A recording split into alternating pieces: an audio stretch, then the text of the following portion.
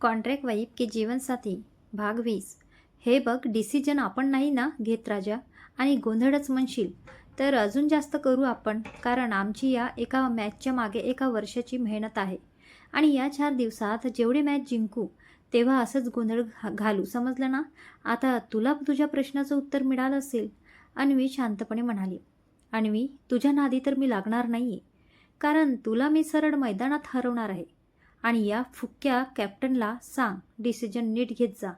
मी एक नजर रागात काय बघितलं, हिने हिच्या प्लेयरची जागा बदलली. ती हसत त्या पडलेल्या मुलाला बघत म्हणाली. अन्वीने रागात दोघांना पाहिलं. तेव्हा दिसत नाहीये ती पडली ते उचल तिला आणि फर्स्ट ॲड कर तिला. मग पटकन 2-3 मुली पुढे आल्या, तिला उचलून घेऊन गेले. काय मग अन्वी, कॅप्टन नाही आहे का तू? आणि कसली फुसकी कॅप्टन आहे तुमची? असंच ही असेल ना. कॅप्टन, तुम्ही काय उद्याची मॅच जिंकत नाही आहे, ती निर्लज्जपणे हसत म्हणाली. कसं आहे ना, कुत्रे कितीही भुंकले तरी आपण नाही लक्ष देत. त्यामुळे असं सरळ निघायचं आणि एका पण मुलीला तुझा त्रास होणार नाही, समजलं. चल निघ. अन्वी एवढं बोलून जायला वळली. ओके, मग एक मॅच होऊन जाऊ दे. आणि ती एवढं म्हणतच अन्वी थांबली. तू माझ्यासोबत मॅच लावणारा? आत्ता हरवलं ते कमी वाटतं का तुला? अन्वी न वळता तसंच उभारून म्हणाली. मेघा म्हणाली, कसं आहे ना, ते झालं ग्रुपसोबत. तू एकटी खेळून दाखव, ते पण माझ्यासोबत. आणि जर तू मला हरवली तर मी पुढे जेवढे मॅच होतील तेवढ्या मॅचला मी कॅप्टनशिप सोडेल. ओके चालेल, पण तू हरली तर आमच्या टीमची कॅप्टन मी होईल. अन्वी असं म्हणतच सगळे तिला पाहू लागले. अन्वी कधीच कॅप्टन नव्हती बनायची, आणि आज तिने बेटमध्ये सांगितलं होतं की ती कॅप्टन होणार आज. अन्वी, पण तू असला फालतूपणा कधीच पासून करायला लागली? नेहा मध्येच म्हणाली. अन्वी तिलाच पाहत होती. मी तुझ्या नजरेला घाबरणार नाही, समजलं. हे असं फालतूपणा तू नाही करणार. चल जाऊ आपण. नेहा तिचा हात पकडत म्हणाली. मेघा म्हणाली, अगं बाळ, घाबरलं, हळू. हरवेल मी तिला, तू काळजी करू नको. ए मंद, बोलले ना मी. मला बोल, बाकी कुणाला बोलली ना, हे तुझं मेकअपचं तोंड मी जागेवर ठेचणार नाही, समजलं. अन्वी असं म्हणत तिने नेहाचा हात सोडून दिला. चल म्हणत मेघा ग्राउंडवर निघून गेली. दोघी ग्राउंडवर आल्या. उजव्या बाजूला अन्वी आणि मेघा डाव्या बाजूला थांबली होती. दोघींना एकमेकांच्या दिशेला गोल करायचं होतं. एकीने जोरात बॉल हवेत फेकला. मेघा पटकन पुढे आली आणि तिने तो बॉल पटकन झेलला. अन्वी गोल पोस्टच्या जरा पुढे थांबली होती. मेघाने पुढे येऊन पोस्टजवळ किक मारली. अन्वीने बॉल उजव्या पायाने अडवला. आत्ता बॉल तिच्याजवळ होता. तिच्याजवळ जाऊन बॉल आण म्हणजे तोंडावर पडल्यासारखंच होतं. म्हणून मेघा बॉल अडवायला पोस्टजवळ जाऊन थांबली. अन्वीने बॉलची जागा सेट केली. ती हळूहळू बॉल पायाने ढकलत पुढे येत होती. पुढच्या मॅचला असलेल्या मुली आणि यांच्या दोघींच्या टीमच्या मुली ग्राउंड भोवती जमा झाल्या होत्या. सगळे दोघींना चिअर करत होत्या. अगं, ही मुलगी कशाला खेळायला गेली? काही झालं तर? पूर्वा व्हिडिओ कॉलवर तिचा गेम पाहून म्हणाली. तू काळजी करू नको, 2 मिनिटात ती ग्राउंडच्या बाहेर असेल, कारण पुढे खेळायला त्या मुलीला अन्वी जागेवर ठेवणार नाही. सुजय गालात हसून म्हणाला. यार, तुम्ही दोघं शांत बसता. मला त्यांची पुढे होणारी मारामारी बघायची आहे. रुजा मध्येच म्हणाली. मॅडम, आपण तर तेच करतो, लोकांना तरी न भांडता खेळायला येऊ देते. अर्णव चिडून म्हणाला. यार, ती कॉल कट करते हा, सांगायला तुम्हाला. नेहा त्याचं बोलणं ऐकून वैतागत म्हणाली. मग सगळे शांत बसले. अन्वी किक जिथून मारतात तिथे बॉल घेऊन थांबली होती. मेघा गोल पोस्ट जवळ थांबली. अन्वी खुंशी असली आणि बॉल तिथे ठेवून डाव्या बाजूने पळत पळत आली आणि जोरात बॉलला किक मारलं आणि मेघा तोंडाला पकडून खालीच कोसळली. अन्वी हात झटकत ग्राउंडच्या बाहेर पडली. अन्वी म्हणत नेहा तिच्या मागे पडत निघाली. कशाला ओरडते एवढं? अन्वी तिचा आवाज ऐकताच थांबून म्हणाली. मिठू, तुझा नेमकं चुकला कसा काय? ती असं म्हणतच अन्वीने ग्राउंडवर नजर टाकली. तिथं मेघाच्या भोवती मुलींची गर्दी होती. अगं, खरंच नेम चुकला, पायात दगड आला होता. अन्वी काही झालं नसल्यासारखंच म्हणाली. तिने किट घातलं नव्हतं याचा फायदा उचलला ना तू? नेहा तिच्याकडे फोन देत म्हणाली. फक्त अन्वी गालात हसली आणि फोन म्यूटवरून काढलं. अरे गाढव आहात का? असं का ओरडत आहात? अन्वी चिडून म्हणाली. सॉरी, सगळे एकसाथ ओरडले. ओके, शांत व्हा, अन्वी वैतागत म्हणाली. अर्णव म्हणाला. मिठू यार, काय भारी किक होती, मेली नाही ना ती? सुजय म्हणाला. यार मिठू, तू बेस्टी आहेस ना माझी, मला शिकवणार ना आल्यावर? अन्वी म्हणाली, सुजू अचानक सुचलं रे, मी पण कधी ट्राय केलं नाही परत. प्रॅक्टिस करून बघते, आल्यावर शिकवते. अन्वी म्हणाली, अगं माकडे, पाणी पाजव मला. नेहाने तिच्या डोक्यावर टपली मारली आणि ती निघून गेली. अनु बेबी, नजर लागेल माझ्या मैत्रिणीला. ती असं म्हणतच सगळे त्याच्याकडे बघू लागले. ओ हो, मॅटर हा आहे का? रोहनने सूर ओढला. रोह्या, तोंड बंद कर. अर्णव इकडे तिकडे बघत म्हणाला. सुजय म्हणाला, जाऊ दे, शांत बसा. मिठू, तू कॅप्टन होणार आहेस ना? हो, ती तोंड बारीक करत म्हणाली. नेहा पण आली होती. तिने पाण्याची बॉटल घेतली. अन्वी म्हणाली, चला कामाला निघा, खूप टाईमपास करताय तुम्ही. अन्वी म्हणाली, मनीष तुला वेळ आहे का? मनीष म्हणाला, काम असेल तर सांग, मी फ्री आहे लंचपर्यंत, मी नंतर कॉल करते. असं म्हणत तिने कॉल कट केला. मिठू, चल जाऊयात, संध्याकाळी मॅच आहे आपली, रात्रीपर्यंत असेल. नेहा फोनमधलं टाईम टेबल बघत म्हणाली. चला, पण बाकी कुठे आहेत? अगं ती मुलगी पडली ना, मग गेल्या तिला घेऊन. चल अन्वी, थांब तू. दोघींनी मागे पाहिलं. काय झालं? हे बघ, तू चुकीचं केलं आहेस, मुद्दाम पाडला ना मला.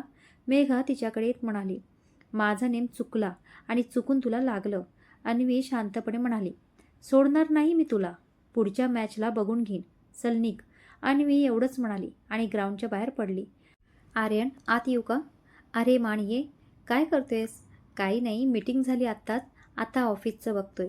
काम कधी संपणार? मला समजलं तू काहींना जास्तीचं काम दिलं आहेस. हां, काही काम पेंडिंग होते, मग त्या डिपार्टमेंटला थोडे दिवस काम नाही तर राहिलेलं पूर्ण करायला सांगितलं. आर्यन लॅपटॉप बंद करत म्हणाला, ओके, मला काहीतरी दाखवायचं आहे तुला. मनीषने त्याच्या हातात फोन दिला. काय आहे? तुझी बायको काय करू शकते आणि तिने काय केलं ते दाखवतोय. काय केलं तिला? तिला काही झालं नाही ना? असं पण ती चालता फिरता डिझास्टर आहे. आर्यन त्याच्या हातातून फोन घेत म्हणाला, बघ अगोदर. आर्यनने तो फोन रेकॉर्ड पाहिला. जसं जसं पाहत होता तसं त्याची रिॲक्शन बदलत होती. नंतर त्याचं बोलणं पण रेकॉर्ड झालं. ते ऐकून हसू लागलं. हसतोय काय? कसला नेम आहे राव, बरोबर मानेला टार्गेट केलं ना. डोकं ना धड, बरोबर मध्ये कसला किक बसला त्या बिचारीला. त्या मुलीने पहिलं काहीतरी केलं असेल. हां, ते तर आहेच, पण नेम भारी आहे मुलीचा. आणि अजून एक कॅप्टन अन्वी आहे उद्याच्या मॅचची. मनीष त्याच्या हातून फोन घेत म्हणाला, मस्त न्यूज आहे, पण तुझ्या त्या तिच्या मागे असलेल्या बॉडीगार्डच बातमी दिली नाही तुला, आणि तिला समजलं ना तिथं पण सोबत आहेत, तर त्या मुलीच्या जागी फक्त तू स्वतःला इमॅजिन कर. मनीष बत्तीशी दाखवत म्हणाला. आर्यन म्हणाला, चल जा आत्ता, खूप झाली बडबड. मनीष पण काम असल्यामुळे निघून गेला. रात्री 11 वाजले होते तरी आर्यन जागाच होता. दुपारी त्याने केलेला मेसेजचा रिप्लाय काही आला नाही त्याला. रूममध्ये पण एकट्याला नको वाटत होतं, म्हणून तो स्टडीमध्येच बसला होता. खरं तर एक मन म्हणत होतं, तिचे फोटो तरी बघ. दुसरा म्हणत होता, तू जर तिचे फोटो पाहिले तर मग तू तिला मिस करतोय समज. ही मुलगी ना खरंच कहर आहे, काही ना काही करते. तो सकाळचा व्हिडिओ पाहिलेला आठवत म्हणाला. तोच आर्यनचा फोन वाजला. हॅलो हॅलो सर, यावेळी फोन. ती ठीक आहे ना? सर, ते मॅम सगळे पार्टी करत होते तर अचानक त्यांना काय झालं समजलं नाही. ते अचानक हॉटेलवर निघून गेले, तर तिथून समजलं की मॅमना रक्ताच्या उलट्या होत आहे. तो भीत म्हणाला, व्हॉट? आर्यन ताडकन उठला. मॅमना बघायला डॉक्टर आले होते, चेक करत आहेत. सर ठीक होतील त्या. बिचारा त्याचं रिप्लाय ऐकून घाबरत त्याच्या रागावर फुंकर मारल्यासारखं म्हणाला, निघतोय मी. असं म्हणत आर्यनने फोन कट केला. हॅलो रॉबिन, बेडगावचं तिकीट बुक कर, अर्ध्या तासात मी एअरपोर्टवर पोहोचतो. आर्यन रूममध्ये जात म्हणाला, ओके सर. त्याने 10 मिनिटात आवरलं आणि तो घराच्या बाहेर पडला. गाडी पण तयार होतीच आणि तो एअरपोर्टकडे निघाला. तो 2 तासात त्या हॉटेलच्या समोर पोहोचला होता. रॉबिन, तू हॉटेलच्या मॅनेजरला कळवलं ना? कुठे आहेत मग? आर्यन रागात म्हणाला. रॉबिन काही बोलणार तोच दोघांना हॉटेलचा मॅनेजर दिसला. Sir, sorry for late. तो दिलगिरी व्यक्त करत म्हणाला. आर्यन काहीच म्हणाला नाही. ओके, मला आज जायचं आहे, तर रूम नंबर 103 तिथे घेऊन चला. पण सर, तो फ्लोअर पूर्ण मुलींचा आहे आणि असं कसं म्हणजे? तो घाबरून म्हणाला. माझ्या बायकोकडे जायचं आहे मला, यात मी तुमची परमिशन घ्यावी असं वाटतं का तुम्हाला? असं असेल तर मी तुमचे हॉटेल ठेवत नाही. आवाज अजूनही थंडच होता त्याचा. तिच्या काळजी पोटी घाबरून तो काही विचार न करता आत आला आणि इथे आल्यावर हे सगळं त्याला रात्री गोंधळ पण घालवायचा नव्हता, म्हणून तो शांतच होता. पुढच्या 15 मिनिटात तो तिच्या रूमसमोर होता. आतून त्याला आवाज येत होता. त्याने दरवाजावर टकटक केली. 2-1 मिनिटात आतून आवाज आला आणि दरवाजा उघडला गेला. समोर नेहा उभी होती. थोडीशी घाबरलेली, रडली होती दिसली त्याला. मिठू, फक्त एवढंच म्हणू शकला तो. तिने हाताने त्याला बेडवर खुणावले. मी जातो तिच्याकडे, असं म्हणत तो मोठी मोठी पावलं टाकत आत आला. नेहा तिथं दरवाजाजवळ थांबली होती. पांघरूण पूर्ण घेतलं होतं अंगाभोवती. चेहरा उघडा होता, पण पांढरा फटक पडला होता. केस सगळी पसरली होती. त्याने तिला पांघरूण सकट दोन्ही हातात उचललं. नेहा फक्त त्याच्या कृतीवर आश्चर्याने बघत होती. जिजू, तुम्ही यावेळी तिला कुठे घेऊन जाताय? आत्ताच डॉक्टर तिला चेक करून गेले. आराम करायला सांगितलं आहे.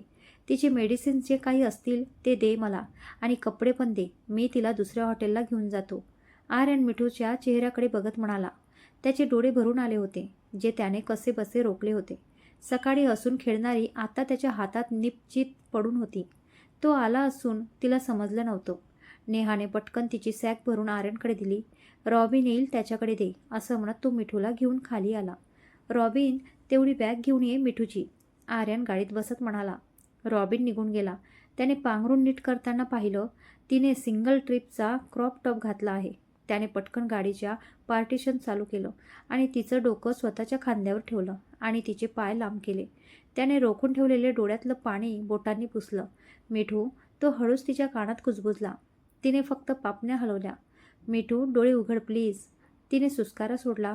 तिला समजत नव्हतं. गोळ्याच्या असर होताच आणि कमजोरी आल्याने तिला बाकी काही समजत नव्हतं.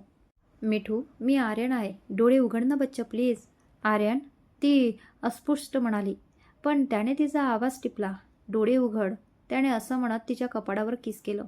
आर्यन, ती डोळे किलकिले करत म्हणाली. इथेच आहे मी तुझ्याजवळ. तो तिच्या भोवतीची पक्कड घट्ट करत पुटपुटला. आर्यन, मला तुम्ही स्वप्नात दिसताय का? ती डोळे उघडत म्हणाली. त्याला समोर बघून तिच्या ओठांवर हलकं हसू आलं. तो समोर आहे का नाही हे पण तिला समजत नव्हतं, पण फक्त तो समोर दिसावा एवढं तिच्या मनाला वाटत होतं. आणि ती आशा बाळगून तिने डोळे बंद केले होते. आणि आत्ता तो समोर आहे का नाही हे पण नाही समजलं तिला. नाही ग राणी, मी आहे ना समोर. दिसतोय ना तुला? तो हसून म्हणाला. तिच्या बोलण्यावर तिने तिचा थंड हात त्याच्या गालावर ठेवला आणि त्याने तिच्या हाताचा थंड स्पर्श होताच डोळे मिटून घेतले. रॉबिनने कधीच गाडी हॉटेलकडे वळवली होती. त्याने त्यांना बिलकुल डिस्टर्ब केलं नाही. गाडी हॉटेलजवळ पोचवली तरी दोघांना समजलं नाही. ती शांतपणे त्यांच्या खांद्यावर डोकं टेकवून बसली होती. रॉबिनने काचेवर टकटक केली तेव्हा आर्यनने डोळे उघडले. सर, आपण आलोय. ओके बा, आमची बॅग घेऊन ये आणि दरवाजा उघड. तो असं म्हणतच त्याने दरवाजा उघडला. परत 10-1 मिनिटात दोघे आर्यनने बुक केलेल्या हॉटेलवर होते. रॉबिन निघून गेला. आर्यनने मिठूला झोपणार तोच तिला परत उपचारून आला. त्याने तिला बाथरूममध्ये उचलून घेऊन गेला. तिला उतरून तो बाहेर आला. 15 मिनिटात ती बाहेर आली. तो तिच्या काळजीने दरवाजाजवळच उभा होता. आर्यन, ती त्याला पाहून म्हणाली. समोर त्याला पाहून तिला आनंद झाला, कारण आत्तापर्यंत तिला हेच वाटत होतं की तो स्वप्नात आहे, पण तो समोर होता. तिने पुढे येऊन त्याला मिठी मारली. त्याने पण तिच्या भोवती हात गुंफले. आर्यन, तुम्ही कुठे होता? पाणी पी अगोदर, मग सांगतो, असं म्हणून तिला त्याने उचलून बेडवर बसवलं आणि जाऊन त्याने पाण्याची बॉटल आणली. पाणी पिल्यावर तिने परत त्याच्या खांद्यावर डोकं टेकवलं. आर्यन, मला झोप यायली. मी औषध पण खाल्लं आहे. खरंच कसं तरी होतंय मला. एक तर उलट्या आणि वरती ते कडू औषध. ती तोंड बारीक करत म्हणाली. ओके, झोपवू का तुला मी? त्याने तिच्याकडे पाहत विचारलं. नेकी और पूछ. ती डोकं वर करत म्हणाली. त्याने तिची मान हलकी उचलली आणि तिच्या कमरेत हात घालून तिला परत उचलून घेतलं. त्याने तिला बेडवर झोपवलं. तिचं सोबत आणलेली चादर त्याने तिला परत अंगावर पांघरून दिली. आर्यन, तुम्ही फ्रेश होऊन या. हो, तू झोप, असं म्हणत तो निघून गेला. थोड्या वेळात तो फ्रेश होऊन आला. ती झोपली होती. त्याने बेडवरची उशी उचलली आणि कोचवर झोपायला निघाला. तो उशी उचलणार तोच त्याला मिठूचा आवाज आला. आर्यन, तो परत तिच्या बाजूला जाऊन बसला. त्याने तिच्या गळ्याला हात लावून पाहिलं. आर्यन म्हणाला, तुला ताप आहे? असेल, औषध घेतले मी, कमी होईल. ती परत जागी झाली. त्याने नाराजीने मान हलवली. मी जातो आणि झोपतो. तो तिच्या डोळ्याला थोपटत म्हणाला, इथे झोपा प्लीज. ती हळू आवाजात म्हणाली. पहिलं तर त्याला आश्चर्य वाटलं, पण तो काही म्हणाला नाही आणि तिच्या बाजूला जाऊन झोपला. मिठू, तुला त्रास होईल मी बाजूला झोपलो तर चुकून. तुला माझे हातपाय लागेल तर? तो तिच्याकडे वळत म्हणाला. तो असं म्हणतच ती पुढे सरकली आणि त्याच्या मिठीत शिरली. त्याने गालात हसतच तिला जवळ घेतलं. Aryan, yes baby. तुम्ही विचारणार नाही कसं झालं? तुला काय वाटतं? तुम्ही स्वतः शोधाल? पण मी स्वतः काही केलं नाही आहे. आर्यन म्हणाला, माहिती आहे मला. मी शोधून काढेन. तू झोप आता. तो तिच्या डोक्यावर थोपटत म्हणाला, तुम्ही येणार मला माहिती होतं. पण तुम्ही मला जाताना मॅसेज का केलं नाही? मी किती वाट पाहत होते. तू मला सांगून आलीस, तसंच निघून गेली, म्हणून मी बोललो नाही. तुम्हाला मी थोड्या दिवसापूर्वी सांगितलं होतं ना, मी जाणार आहे असं. पण तुम्ही बाय म्हणायला पण आला नाहीत. ती गाल फुगवत म्हणाली. त्याने तिच्या डोळ्यात पाहिलं आणि त्याने तिच्या गालावर त्याचा तड हात ठेवला. तिने डोळे बंद केले. आत्ता जर प्रश्न विचारला ना, तर मग तुझं तोंड मी माझ्या पद्धतीने बंद करेल. झोप आता, गुड नाईट. त्याने गालावर हलकं टॅप केलं. तिने डोळे मिटून घेतले. ती झोपूपर्यंत तो तिच्या केसातून हात फिरत होता. ती झोपली समजून त्याने रॉबिनला 2-3 मेसेज पाठवले आणि तो पण झोपून गेला. दुसऱ्या दिवशी थोड्या उशिराने आर्यनला जाग आली. त्याने डोळे उघडून आजूबाजूला नजर फिरवली आणि मी त्याला चिपकून बिंदास झोपली होती. त्याला डोक्यावर हात मारून घेऊ वाटत होतं, पण हातसुद्धा तिच्या भोवती असल्याने त्याला हलता पण येत नव्हते. मिठू, तो तिच्या कानात कुजबुजला. उठते का? मी का उठू? मला उठायचं आहे ना म्हणून. मी आर्यनजवळ झोपले. मला का उठवायला? मग मी कोण आहे? आता तुम्हालाच माहिती. मीच आर्यन आहे राणी. उठ आता. च्या, काही पण ते एवढं प्रेमाने बोलत नाहीत. मग आर्यन नाही, मी बोलतो ना. तो मुद्दाम म्हणाला. आर्यन चांगला नाही आहे ना? नाही, गोड आहेत ते. ती गोड हसत म्हणाली. तिच्यासारखं झोपेचा तो बरोबर फायदा घेत होता. ती त्याच्याबद्दल विचार करताना गोड हसत होती. तुला कसं माहीत गोड आहेत ते? तो तोंडावर हात ठेवून हसू दाबत म्हणाला. ते आमचं सिक्रेट आहेत. ती त्याच्या छातीवर चेहरा घासत म्हणाली. उठ ना पिल्लू, आता बस चल. तुला जायचं आहे ना परत? तो जरा जोरात म्हणाला. आर्यन, तुम्ही स्वप्नात सुद्धा ओरडत आहात. मिठू, उठ आता, खूप झालं. तो थोडासा रागत म्हणाला आणि तिने खाडकन डोळे उघडले आणि त्याच्याकडे पाहिलं. सॉरी म्हणत ती पटकन उठली आणि त्याने स्वतःच्या वागण्यावर डोक्यावर हात मारून घेतला. मिठू एक ना. ती वॉशरूममध्ये जाताना दिसताच तिच्या मागे जात म्हणाला. आर्यन, मी सॉरी म्हणाले. आता परत काही म्हणू नका. ती हुंदका रोखून म्हणाली. मी काय म्हणतोय एक तरी बच्चा, प्लीज. तो दरवाजा वाजवत म्हणाला. आर्यन, तुम्ही घरी निघून जा. मला बरं वाटतं आता. मॅच असेल, आता जाते मी. ती दरवाजा उघडून बाहेर आली. तिने बाहेर येताना कपडे बदलले होते. त्याला बघून समजलं काल त्याने तिला तसंच उचलून आणलं होतं. 1 मिनिट, आज मॅचला तू जाणार नाही आहे आणि तुला घेऊन जाणार आहे मी, समजलं? आर्यन तिच्यावरून नजर फिरवत म्हणाला. तो तिच्या मागे जात म्हणाला. मी तुमचं काय ऐकू? ती त्याच्याकडे बघत म्हणाली. का म्हणजे? मी म्हणतोय म्हणून. तो असं म्हणतच ती रागाने त्याला पाहू लागली. नाही ऐकणार, काय करता? ती हाताची घडी घालत म्हणाली. ओके, तुझं ना माझं एक काम करू. आजच्या दिवशी तू एक्स्ट्रा प्लेयर हो आणि उद्या खेळ आणि मॅच संपले की आपण जाऊ. तोपर्यंत मी इथेच थांबतो. मी बँगलोरला जाणार म्हणाले मी तेव्हाच. मला जायचं आहे. ती रडकुंडीला आली होती. नेक्स्ट टाईम जाऊ नये. आत्ता जाऊ घरी. तुझी तब्येत ठीक नाही आहे ना बाळ, म्हणून म्हणतोय मी. तो तिच्याजवळ जात म्हणाला. नाही, मला दादूला भेटायचं आहे. खूप आठवण येते मला त्याची. मला जायचं आहे त्याच्याजवळ. मला तो घ्यायला येणार आहे इथे आणि म्हणून मी जास्त सुट्ट्या घेतल्या. घरी पण सांगितलं आणि मला काही होत नाही, समजलं? मी स्ट्रॉंग आहे. डॉक्टर म्हणाले की फक्त आजचे दिवस रेस्ट घे, दुसऱ्या दिवशी खेळ. ओके, मी पण येतो बँगलोरला. तो तिचा हात पकडत म्हणाला. का? तू जाणार आहेस ना म्हणून. मग मी पण येतो. असं पण मला घरी नको वाटतं. तो तोंड बारीक करत म्हणाला. का पण? तू नाहीच डोकं खायला. त्याने बोलत तिला मिठी मारली. आर्यन, काय करताय? ती त्याच्या केसातून हात फिरवत म्हणाली. तू मिठी मारलेली चालते आणि मी नाही. तो हसतच म्हणाला. काहीतरी तुमचं. पण तुम्ही इथे काय करणार? ती त्याच्यापासून लांब जात म्हणाली.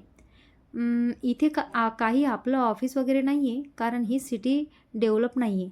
मी माझं एक रूट करून येतो विजापूरहून. तो सिरियस होत म्हणाला. इथे काय काम आहे? एक हॉटेल आहे विजापूरमध्ये. तर तिथले सेफ आहेत.